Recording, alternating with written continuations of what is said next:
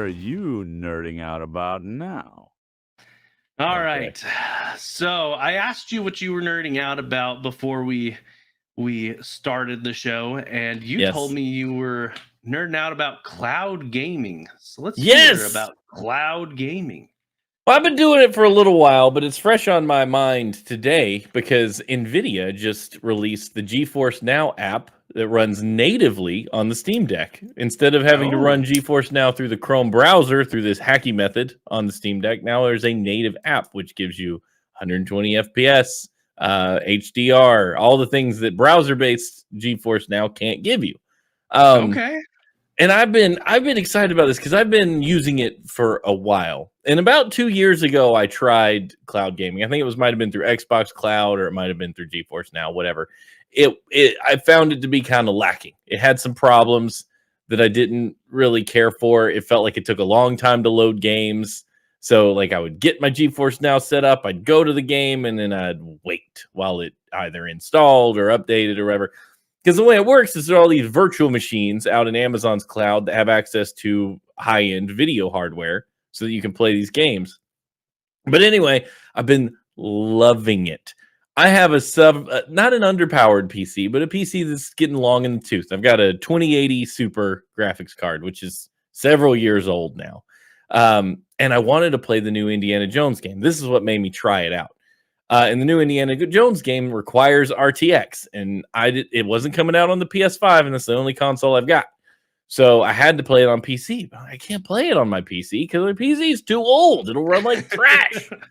So I looked into it, and I was like, oh, I wonder what NVIDIA's GeForce Now is like these days. Because you could get a 4080 by paying $20 a month. You can get a 4080. You can play up to, I think it's 8-hour session. I'm a dad. I can barely get a 2-hour session. And so I was like, okay, let me give this a try. Some of those parameters have changed, but I'm grandfathered in, so I've got everything set now. But anyway, I loaded it up, and I'm playing Indiana Jones, 60 frames per second, RTX, most of the stuff cranked up to ultra. And as far as I can tell, I'm on my computer locally. The latency was unbelievable. The shadows are great. Everything's great. So I was having a great time with that. So then I was like, well, you can use GeForce Now on the Steam Deck through this hacky method. This was about a year or so ago. And I'm like, okay, I'll give it a try. Oh my gosh. Like, you can play it on there. It looks gorgeous. Everything's running at the highest stuff. The Steam Deck couldn't dream to do that.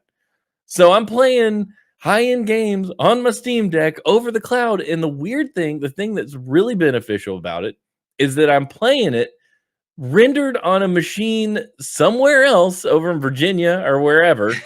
So I'm effectively just doing video playback. Imagine just watching or you're interacting with a YouTube video.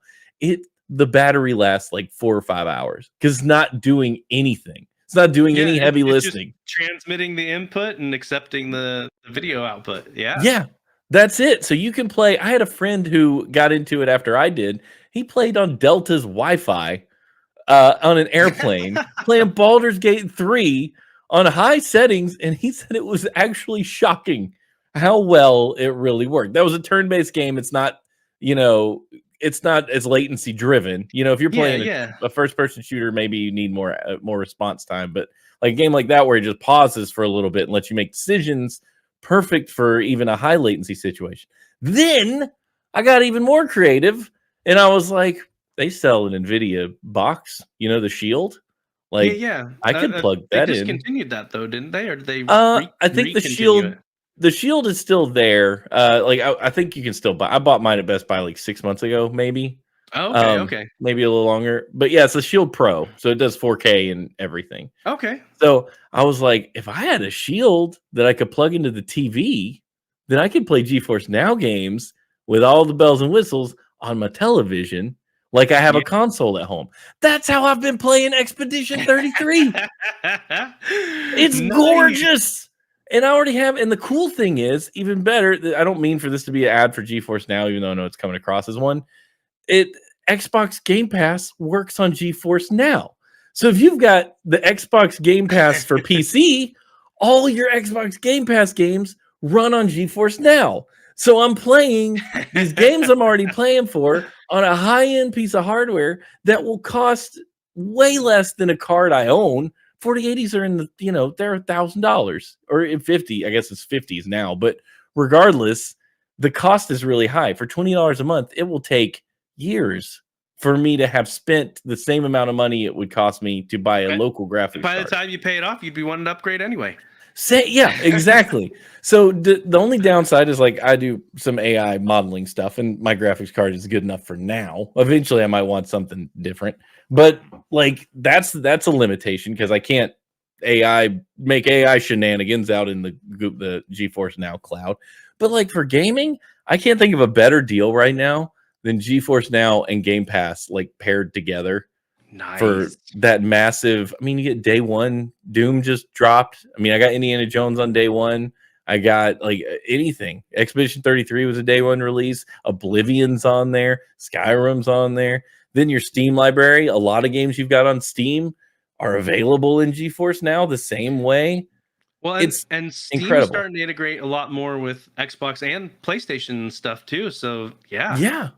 Yeah, it's kind of mind blowing. Like everyone's monopolying together against Nintendo. We're all partnering together to defeat Nintendo. Yeah, but I've been absolutely loving it. I think I played through almost all of Avowed on Game Pass through GeForce Now, and I can play on my desktop, I can play downstairs, I can play on my Steam Deck, I can play anywhere, and it's absolutely blowing my mind how good it looks, especially if you got a high bandwidth connection. Like you don't even need that strong. Like if you've got a basic now, like even cable internet, you're probably fine. Like I have Google Fiber unless you here. have Charles's internet because his sucks. Yeah, but Charles doesn't play games. He's too busy rock god podcasting, and saving lives and stuff. Don't listen to Charles when he says Wi-Fi is all right. If you're cloud gaming, you want a hardline connection. You generally, if the way one of the members of our community over Two Dorks says, if it doesn't move, it gets a cable. That's the rule. If it's stationary, cable it up. If it moves, you don't need different story. Oh yeah, it makes me think of I had very limited experience with cloud gaming on the Nintendo Switch, but I do have some. We've got the Kingdom Hearts games on Switch, and the only way you can get those on the Switch is through a cloud version. Oh wow! Yeah, and playing that because Switch is meant to be both mobile and stationary. Playing it mobile sucks. Like it just straight up sucks. Whereas when it's docked, I've got an Ethernet cable running into the dock, and so it's connected through that, and it's better. But Nintendo needs to get their stuff together because it's not great. And if you don't have the Ethernet connected, I wouldn't recommend doing anything like. You can play Mario Party as a group over the internet. You can play Mario Kart as a group over the internet.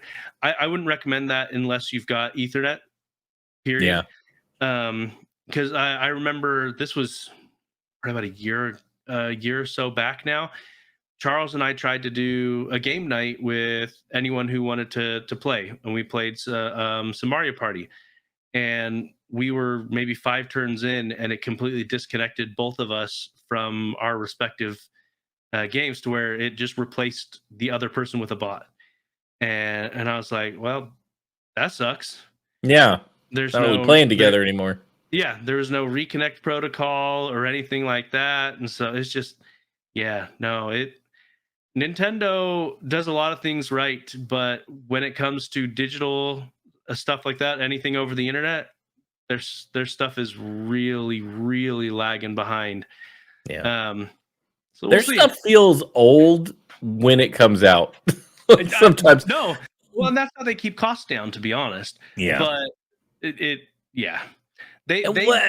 their goal is never to be on the cutting edge. Their goal is gimmicks and accessibility. So they want stuff they want their main lineup of games to be accessible to a wider audience and approachable to a wider audience. And so it's it's a marketable approach, obviously.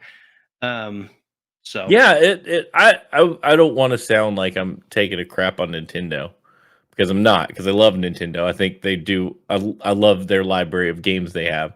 But like, if you look, so my son has a 3DS, which they discontinued, but he's still got his. And anytime he has to download a game, I'm just in the interface of the eShop. Like it was back when you remember the Wii's back when little they store. still had an eShop, because Yeah, when they had an eShop. That's been discontinued. Yeah. You can still download games you bought, but everything else is pretty much shut down. Yeah. And that'll eventually go away. But it feels so clunky and so dated. And I had forgotten, like, particularly if I fire up the Wii U, just the interface on it is just the sounds it makes, the music it plays just feels so old. And I mean, you can look at the old Xbox One or Xbox 360, and you still kind of see, like, yeah, this is dated, but see how it's functional. The Nintendo stuff is just like, why are they playing this obnoxious elevator music? You know, boop boop boop boop boop boop boop boop boop boop boop. It's just, Bum, bum. it's awful. It's everything about it is terrible. I don't know if they had anybody check it out before they're just like, looks great, ship it. I need to sell more Mario.